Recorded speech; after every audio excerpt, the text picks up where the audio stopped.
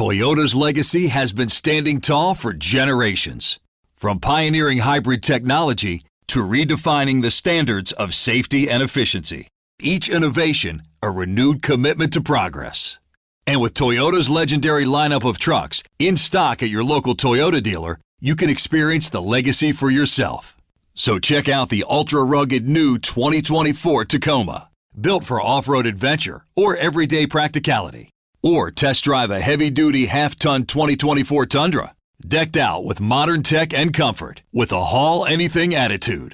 And both Tacoma and Tundra are available with the iForce Max Hybrid powertrain, giving your truck more power than ever before. Quality, reliability, efficiency. That's the legacy of Toyota.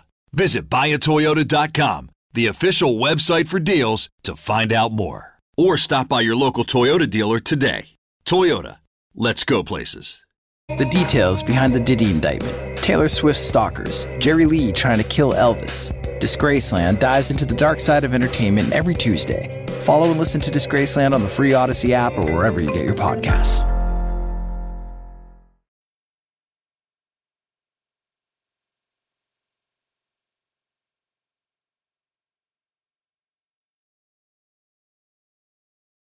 Here's Adam Teicher from ESPN.com. Has covered the Chiefs for a long time. Hello, Adam. Hey, Bob. How you guys doing today? We're doing well. How many years have you been in the capacity of covering Kansas City Chiefs football? Well, Joe Montana was the Chiefs quarterback when I started, so this is my 32nd year, believe it or not. So amazing. I don't know if that's a record, but it's got to be pretty close. No.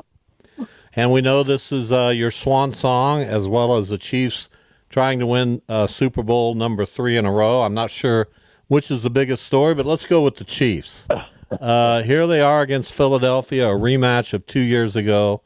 Some of the same personnel, obviously.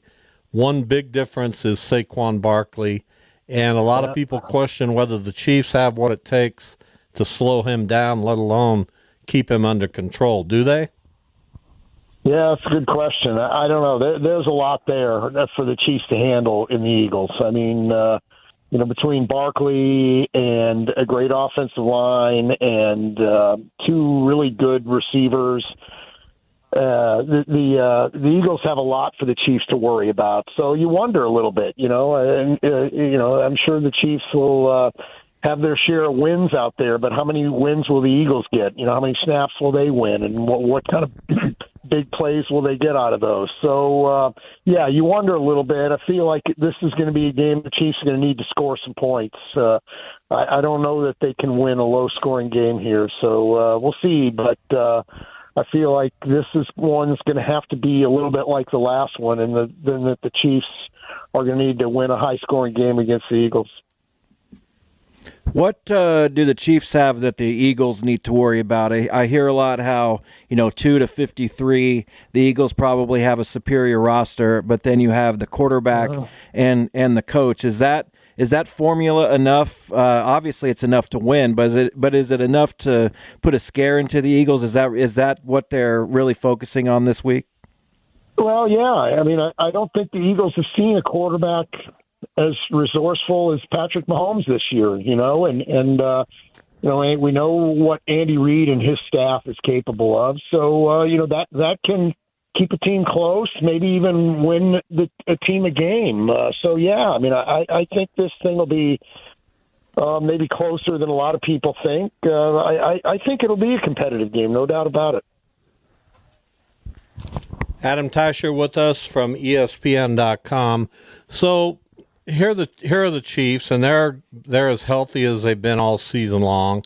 Patrick Mahomes has really started to utilize a lot of different guys in the offense. The one thing I guess I would question is where do they get their yards on the ground, although Kareem Hunt has been phenomenal, really. Is Pacheco in a spot where you think he could bust loose? I mean, he really hasn't had that game yet. Yeah, he hasn't since he's been back. I'm wondering whether the Chiefs go with the hot hand here, whether they don't stay more with Kareem Hunt than they did with Isaiah Pacheco, just because of what he's been doing for him lately. I think that's one of the keys to the game is whether the Chiefs can take some pressure off Mahomes in the passing game with their running game and maybe keep the Eagles off the field a little bit, give their defense a break. So I feel like this is a game where the Chiefs are going to need to run the ball some. I mean, I think with Andy Reid coaching, they're never going to run the ball a lot. But if they can run the ball some and be effective, I think the Chiefs, that certainly is a big factor and can help them out. Go ahead. And Pacheco, I'm just going to throw in, Pacheco was such a big factor in the Super Bowl 2 years ago. So I think I'd keep an eye on him. I think he's going to do something. Yeah, he might. Yeah, for sure. I just want to ask you about Travis Kelce. I think it was the most recent game where it wasn't as great as the one before. What does he have left when you watch him on a week to week basis? What does he look like to you? He's obviously slowed down from a speed standpoint, but he's got to be a lot smarter. So what do you expect from him in this game? Yeah, he should benefit from having the week off. A second week really helped him having that extra time between the time the Chiefs clinched the playoff or the number one seed and the had to play in the divisional round against Houston. Really benefited him, and I think he'll benefit from having a week off again. So. Hard to know what the Eagles prioritize, what they'll want to take away. But I think this could be another Travis Kelce game. The Eagles are better on the outsides than the Bills are. Maybe the Chiefs have a little bit of trouble getting the ball to their wide receivers. They're going to need Kelce for a big game again. So we'll see. But, I think he's got one more in him for sure. Adam Teicher with us. I just went back and looked at the box score from the game 2 years ago. Chiefs won at 38-35. But you have so many of the same people for Philadelphia. Smith, Brown, and Goddard combined for 19 catches, 256 yards in that game. And, again, I go back to what they didn't have, and that's Saquon Barkley. This is, on paper, an even much better Philadelphia team, isn't it? Yeah. Well, I mean, if those guys go off for 19 for 256, and then you add what Barkley does, the Chiefs have. It's going to be almost impossible for them to win a game like that. So they'll have to do better with their pass defense and do a decent job on Barkley. He's going to get his yards, but they can't let him have these 50, 60-yard runs that he's seemingly pulling off once or twice a week every game now. What are we going to hear from the Chiefs over the course of this week and media days and things like that? I'm sure they'll play it as close to the vest as possible, but now that they're getting probably barraged by national media about the three-peat and things like that, what do you expect them to say? What will we hear from Mahomes and Reid and the rest? Well, probably what we've been hearing from them all year. They're pretty consistent with their message. Hey, the three-peat would be great, but it's just another championship, and they've sort of downplayed the talk of the three-peat all year. They've acknowledged it, but haven't really said a whole lot about it. And most recently, I asked Mahomes after the Buffalo game, and he said, "Hey, don't get me wrong, it'd be great, but it's just another championship to us." So I don't think you'll hear anything different or outrageous than you've heard from them recently, or probably all year. I hope they hear more about the three-peat than the favorable whistle that people perceive they've gotten. You've covered football for a long time. You've been around the Chiefs. Is just something that happens when you win, like Kansas City is winning? You're going to have the naysayers come out and try to find a conspiracy?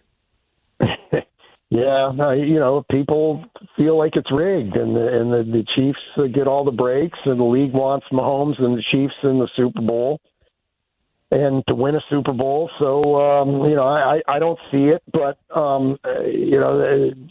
other people do. Hey, some of these calls have been 50-50, and they seem to go on the Chiefs' way. They've had other calls go against them. So I don't know. I don't see it. And, yeah, I do think it's a product of all that.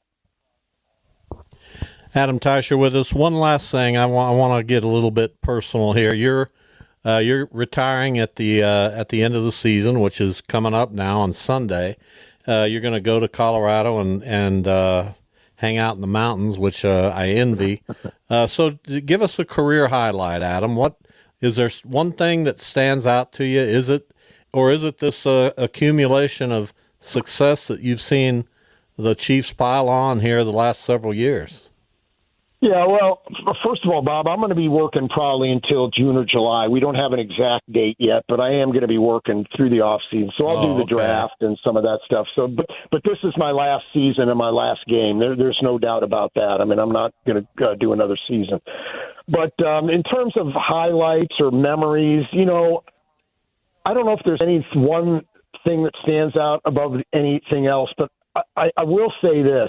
I've had a front row to see the Chiefs go from what they were back for so many years to what they are now. And it's truly been amazing, the transformation of the organization, how they really had no coherent plan to get to a point where they are now. They never were able to build anything sustainable. They had a few good, not great, not teams that were really, looking back on it, serious Super Bowl contenders. So they had some good teams, but never anything they could do back-to-back or put anything sustainable. Until Andy Reid got there, the Chiefs had never won back-to-back division championships, for crying out loud. So, and you always had coaches and front office pulling in opposite directions. They wanted different players and different things, and the front office would draft players the coaches didn't want, or the front office would draft players the coaches wanted but they didn't want, and it was always kind of a mess. And you had players wanting out, great players wanting out, Tony Gonzalez wanting a trade, and Jared Allen wanting a trade, and you don't see those kinds of things anymore. So now the Chiefs are the franchise everybody wants to be, and it's truly amazing to see how they've gone from one extreme, if you will, to the other. It really has been fun and interesting to watch. Well, Adam, I've really enjoyed our association, talking to you on our radio show for all these years. Thank you, and best of luck covering the Super Bowl and down the road, and we really appreciate all you've done for us. Yeah, well, thank you, Bob, and I understand you're winding it down as well, and all the best to you and yours, and hope everything works out for the best.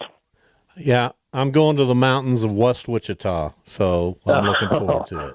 All right, well, I'll see you on the trails then. All right, thank you, Adam. You bet.